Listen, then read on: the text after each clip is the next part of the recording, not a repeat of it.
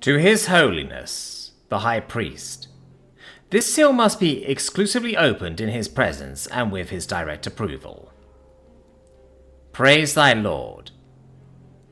As requested by His Sanctity, the following is a shortened and edited account of the official report issued to the Grand Council of Priests by me, a mere envoy sent to investigate the latest stellar claim by the astral domain of mankind, colloquially known as humans. I humbly thought it appropriate to provide additional context regarding the reason for my dispatch. As His Holiness will surely know, when an empire lays claim to something, be it a single celestial body or a specific space sector, said claim needs to be approved by the galactic community before being officially recognized. This procedure allows other eligible parties, usually neighboring powers, to file a counterclaim if they are also interested in obtaining the objects of the original demand.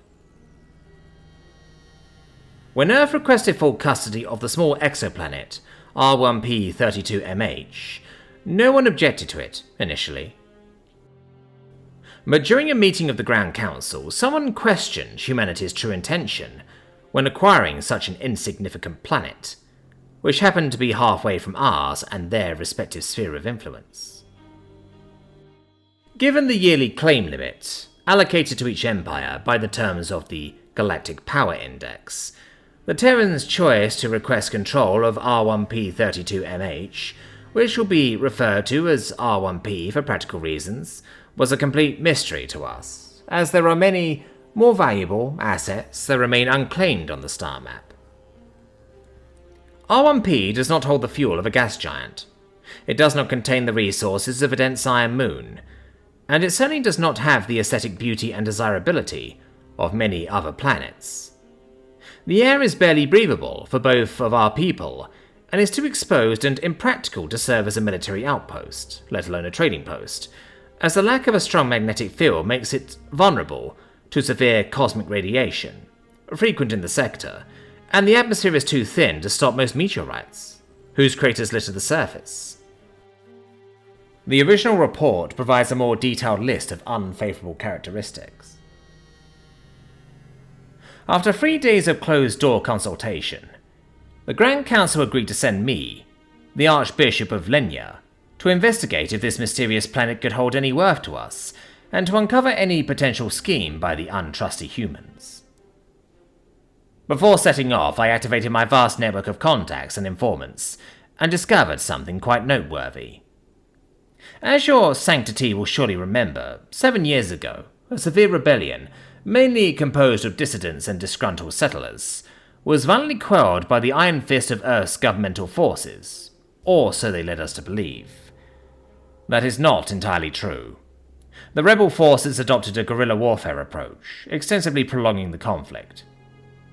Although hostilities significantly quietened after that famous battle years ago, the last embers of resistance were extinguished just a month ago with the fall of R1P, as that exoplanet apparently served as the last stronghold of the insurgent forces. With this knowledge in mind, I ordered my crew to set coordinates for this enigmatic, lone wanderer of a planet. During the short jump, I mentally and physically prepared to interact with humans. As soon as we exited hyperspace, just outside of the planet's pool, we had to immediately throw our gravitational anchors to halt our momentum, as all around us a seemingly unending number of wrecks were floating lifelessly in the cold void. Having spent plenty of time alongside the Navy of Sol, I recognized some of those lightless hunks of steel, either by crest number or hull shape. One in particular stood out to me, catching my attention. On a fragment of composite hull, barely visible, obscured by the numerous debris and blackened by marks of explosions, one could read G223.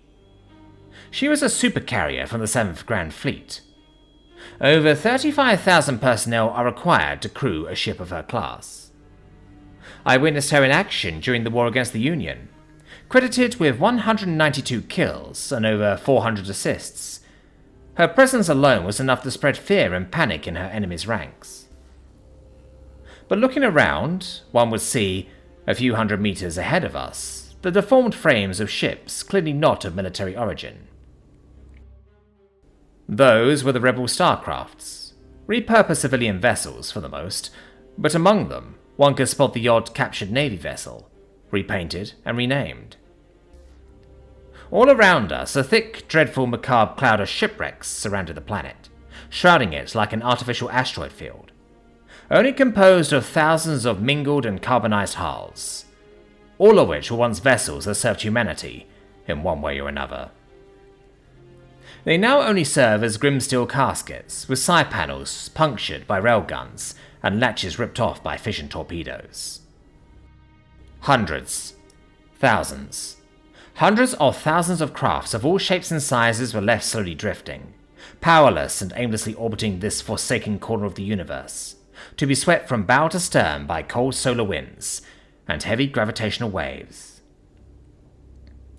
As a sort of tasteless cosmic jest, or maybe a dreadful omen to carefree visitors, the majority of these carcasses of steel were concentrated along the equatorial line. Shortly after our arrival, the light from the distant parent, yet uncaring star shone through the empty void of space, reflecting on the metallic surfaces of the starship's remains, creating a beautiful yet twisted game of lights. From afar, one would think that this planet of death was crowned not by an ordinary ring of natural origins, but by a holy halo whose brightness was a sum of some of the darkest entities imaginable. The reverberating voice of space traffic control shouting through the speakers shook me from my deep thoughts. After moving to the instructed coordinates, 2 tugboats towed us through a safe corridor towards the exoplanet. As my ship remained in the upper atmosphere, I boarded a shuttle and headed for the surface, where a human official was waiting for me. During the short flight, looking out the small window of my craft, I witnessed the full extent and magnitude of the scars left by human warfare on this celestial body. The fighting was so ferocious that topographic maps must have been redrawn constantly, as mountain ranges were flattened and new crevices appeared after the dust settled, where intricate layers of trenches once stood. As we flew past the boundary between 2 continental plates, I observed that, in certain places, even the bedrock had been turned inside out. The violent shaking and rearrangement of the tectonic plates had caused a significant height difference of up to hundreds of meters between the two. For example, one settlement, or a military outpost, was situated in the middle of the crack and, as a result, was split in 2.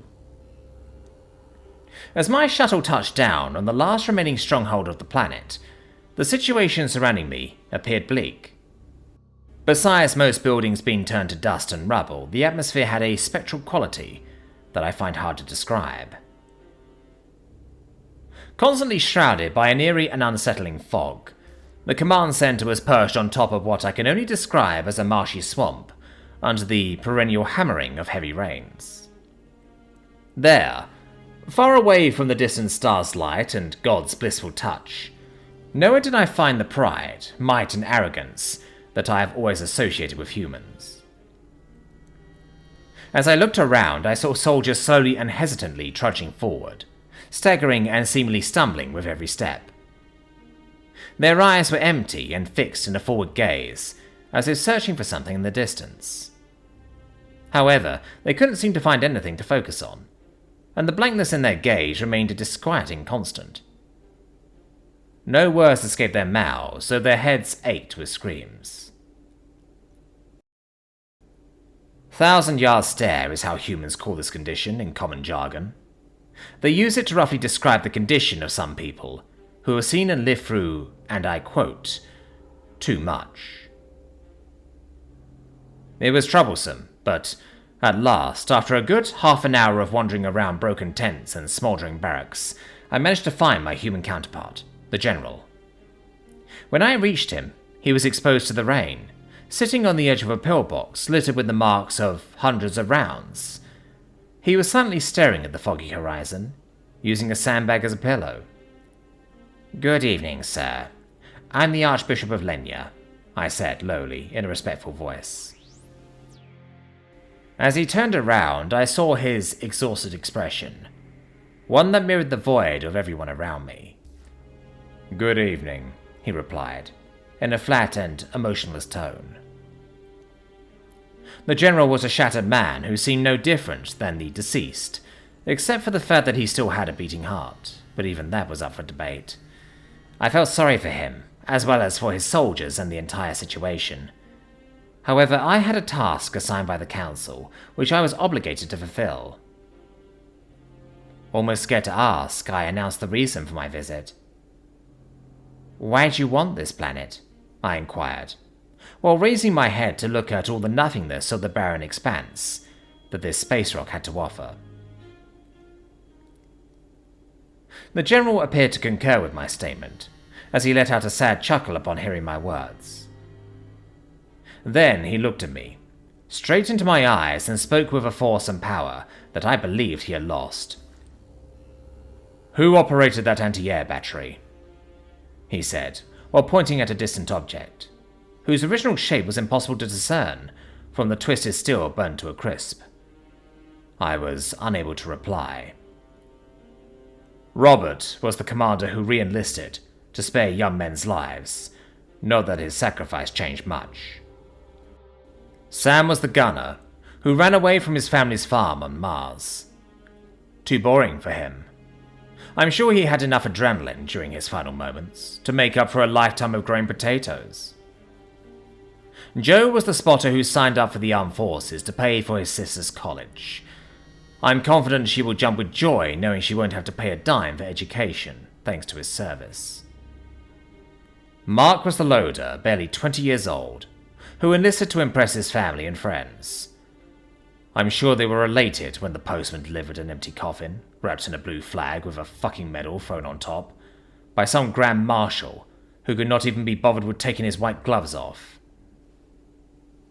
I kept silent, but the general's voice grew louder. "Who was she?" "Turned into red mist by a 152mm artillery shell as she was running to administer aid to a comrade," he said, as he pointed to a specific crater next to a pillbox. "Who was he?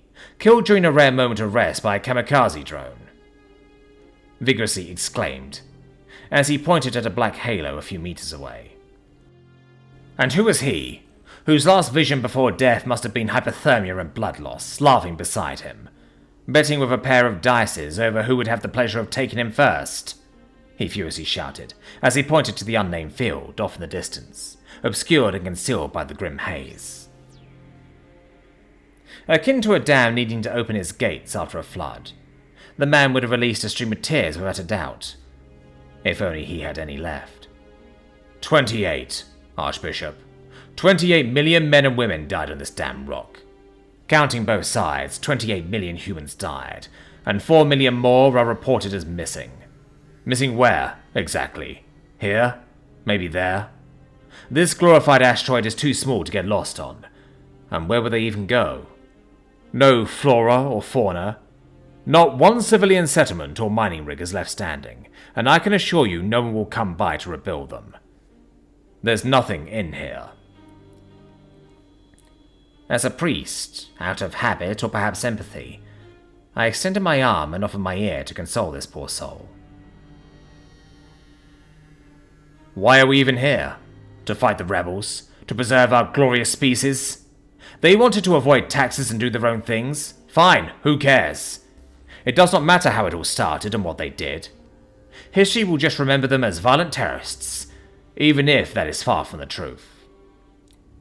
History is written by the victor, after all, I replied, with a sorrowful tone of understanding. No. History is written by those who remain, and rewritten by those who follow. Our struggles, pain, and losses will become mere statistics. And for what? To get yelled at once we go back home? To be hated by our people for following orders from puppets they elected? The man paused amid his emotional outburst to catch his breath and regain his composure. He held his naked head in his hands, and even though it was raining heavily, the downpour didn't let up for a moment. In fact, it seemed to intensify, as if the sky was crying along with him in response to his heartfelt words. Where is your God, Archbishop? He murmured like someone who had finally gone crazy. God is in all things, but his plan is complex and unknowable, And even if he seems distant and unreachable, he always looks after all his children. Despite my good intentions, my tone and shaky voice betrayed my emotions, as I realized it must have been difficult for him to have faith in the bigger picture, after witnessing what no one deserves to see. Are we also his children, Father? I believe so, yes. God manifests differently to each creature of the cosmos. He might have thousands of names and even more faces, but he remains one and only. The general finally raised his gaze to the sky, in the process cursing the heavens and the freedom of his mind. His pupils remained steady as heavy drops of rain fell upon them, and his empty eyes held firm as lightning flashed across the desolate landscape. Either we are his worst children, or he turned a blind eye to this corner of the universe. Maybe both, he uttered with a resigned sigh. I wanted to intervene and correct his twisted thought process, but I realized that, at that moment, no words would have changed his disappointed, desperate opinions. I understand how you feel, and although I am not in a position to judge you or your people, I would like to offer our assistance. It would be an honor for us to help you provide a proper burial to all the lost souls of this conflict. If you wish, we would also be happy to assist you in returning the bodies of the warriors to their rightful place. Not even the torrential downpour could conceal the sad smile that flickered across the man's face. Without averting his gaze from the dreary clouds above, he replied with resolve. There are no hidden motives or strange plans behind our request for this exoplanet. Everything here is as you see. Nothing to mine, nothing to harvest, nothing to boast about. I was about to ask for the real reason, but the general seemed to be able to read my mind. You want to know why we want R1P so badly? It's quite simple, really. Even in the darkest and most dire situations, we must not forget what makes us human. We need to hold on to our values and principles. The Iliad illustrates this point perfectly. Despite being sworn enemies, Achilles allowed Priam to bury his son, which finally brought him peace after days and nights of unending suffering and grief, after the loss of his dear friend. I was confused by his reference, which seemed rooted in ancient myths and legends, but I knew better than to interrupt. In death, all of us are equal, regardless of how or why we fought. It is our utmost duty to pay tribute to those who sacrifice their lives in defense of their beliefs. We understand that it is not possible to find and bury all the bodies where they rightfully belong. However, for those who remain undiscovered, it is vital that we offer them eternal peace. While we certainly appreciate it, there is no need for you to help. Once our claim is recognized by the galactic community, all the fallen will sleep easy, knowing they are not forgotten, as they will forever rest on human soil.